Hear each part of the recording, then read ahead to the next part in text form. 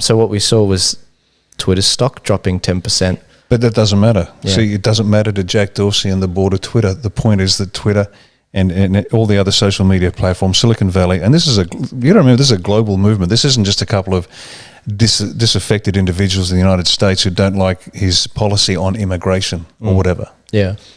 This is a fight to the death, and I'm going to keep saying it until people get it in their heads. This is a fight to the death. Twitter stocks could drop to a cent a share. It doesn't matter. They're going to pull out every stop to destroy Trump. Because if they destroy him, that's the first step in destroying. We shouldn't call it the Trump Party, because it's not. It's the Patriot Party. Because if Trump wasn't there, these guys are still going to be there. And so the Patriots have been awoken, mobilized by Trump, and they need to bring him down. So they'll destroy Twitter, they'll destroy Facebook. Zuckerberg and Dorsey will do exactly what they're told to do. They will do exactly what they're told to do. Do you think Dorsey really runs Twitter? Do you think Zuckerberg really runs Facebook? No. Give me a break. They're just little boys being, they're messenger boys, to use an American insult. Yeah. Whose messenger boys are they? All of them. They're all the same. And so they'll do what they're told to do. They'll be used, chewed up and spat out. This is bigger than just, man, we've got to have a memory beyond the length of a carp to remember the last 4 years and understand exactly what's been going on for 4 years. And for those of us who like history, the 40 years that preceded that. Because this is a long, unbroken chain moving inexorably to the destruction of the globe. It's as clear as day. A lot of social media platforms have been saying, okay, if you don't like our rules, then go make your own places. So obviously a lot of people went to Parler as an option. And what ended up happening was, as you know, they went after Parler because Amazon hosts a server that has Parler on it, 300 servers that have Parler on it. So they gave them 24 hours and said, if you don't get out, then that's it. Game over for you. We're shutting you down. I rest my case. This is not about free speech. This is not about anything other than absolute control. And all of these players are controlled. Like Xi Jinping and Zuckerberg and the big tech, they're just puppets on a string. The premise that they were, and we talked about this on the show last week, the premise that they sort of used was they were saying a lot of these Q people and a lot of these people that engaged in violence last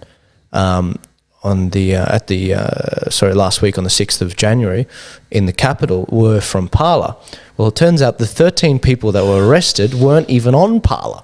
So and this complaint about this horrendous violence, of which there was virtually nothing relative to the Black Lives Matter protests and the Antifa behaviour for the last 4 years.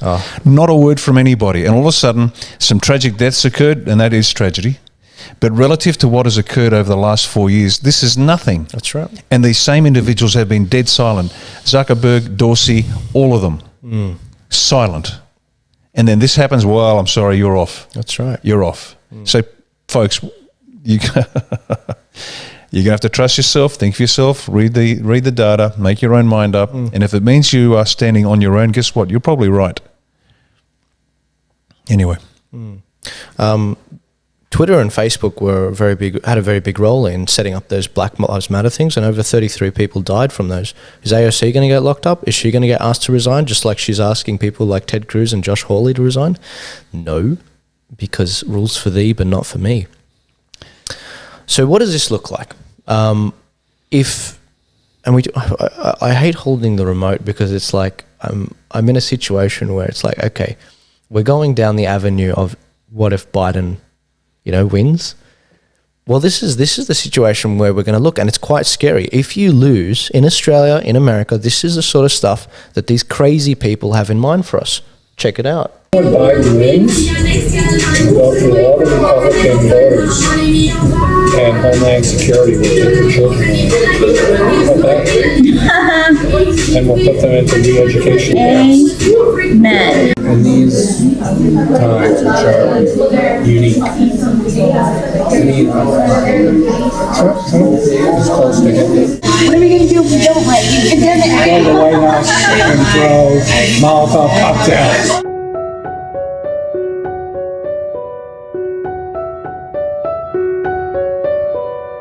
These kids who are growing up knowing nothing but Trump, for 4 years, you gotta wonder what they're going to be like. Are we raising a generation of intolerant, horrible people, horrible kids.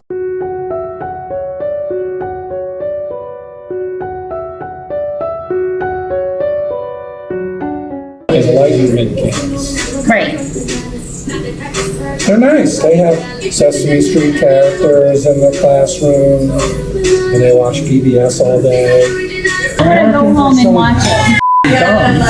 You know, most people are dumb. It's good to live in a place where people are, you know, educated and know stuff. And can you imagine if you lived in one of these other towns or states where everybody's just stupid? What's great is like COVID is spiking in all the red states right now, so that's great. Why do you think so? Because either those people won't come out to vote for Trump because the red states, or a lot of them are sick and dying. PBS has like real news, but CNN doesn't have real news anymore. It's just a talking head talking about Trump all day long. I can't stand it. I mean, every once in a while I look at Fox News and it makes me want to throw up after 5 minutes.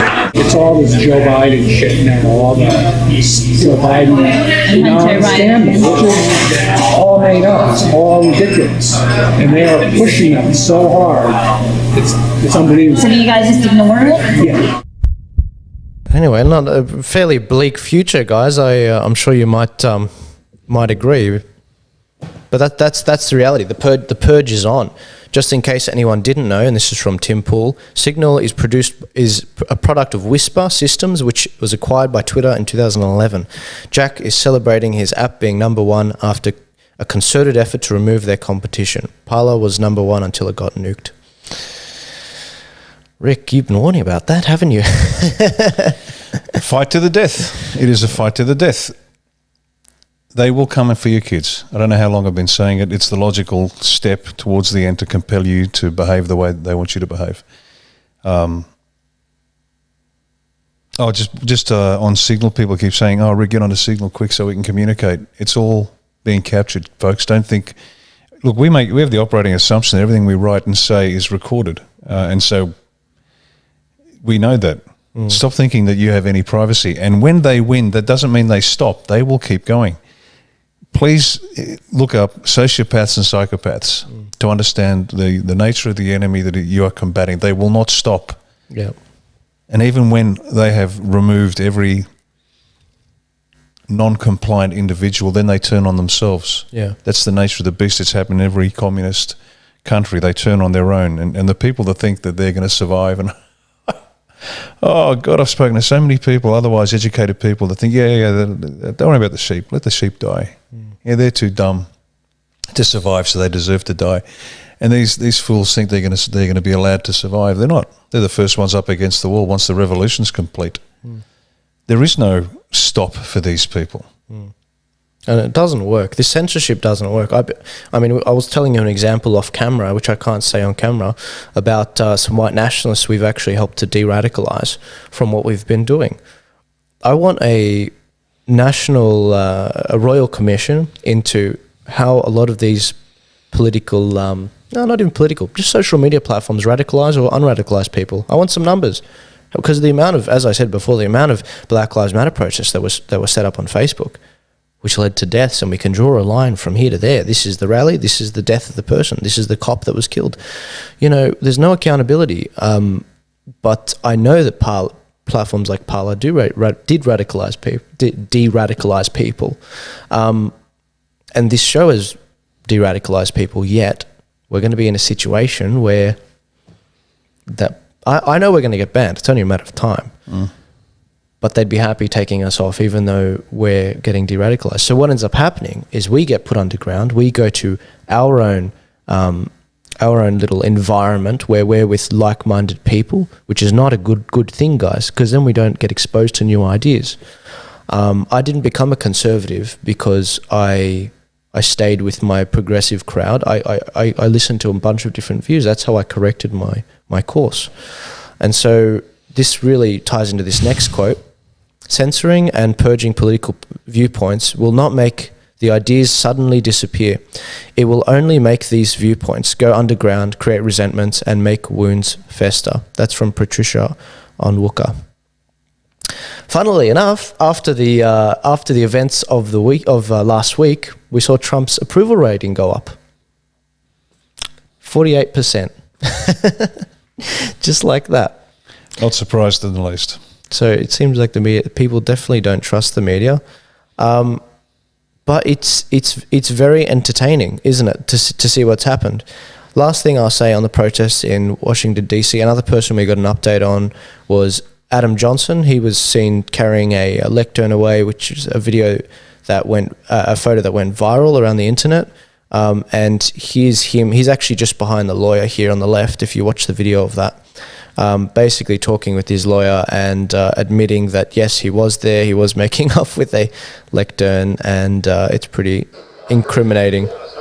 Part of what you have to, factor into is, again, you just have to drill down on what actually happened. You have a photograph of our client, in a building, unauthorized to be there with, what appears to be a podium or a lectern. I'm not exactly sure which one it is called, but that's what we have. Obviously, that presents problems for you as a defense attorney in that you have your client in the building at the time of the break-in. I don't know how to else explain that, but yeah, that would be a problem. I'm not a magician, and neither is Mr. Bigney. So yeah, we've got a photograph of our client who appears to be inside the federal building or inside the Capitol with government property.